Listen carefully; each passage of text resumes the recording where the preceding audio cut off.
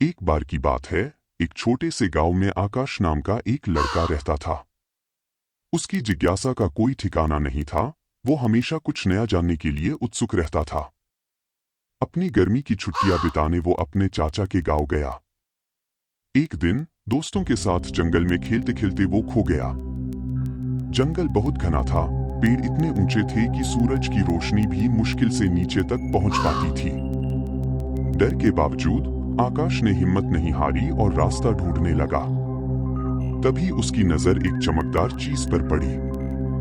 वो पास गया तो देखा कि वो एक बहुत बड़ा दांत था। इतना बड़ा दांत उसने पहले कभी नहीं देखा था। उसका दिल डर से धड़कने लगा, लेकिन जिज्ञासा ने उसे आगे बढ़ने के लिए मजबूर किया।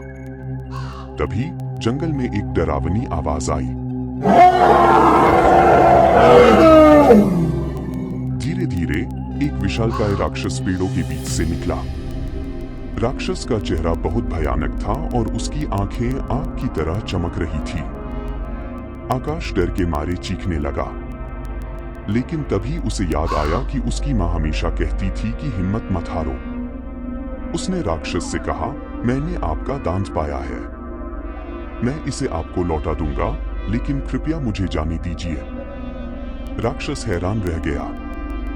उसने कभी नहीं सोचा था कि कोई इतना छोटा लड़का इतना बहादुर होगा। उसने आकाश को मुस्कुराकर कहा, तुमने मुझे खुश कर दिया है बच्चे। जाओ, अब तुम जा सकते हो।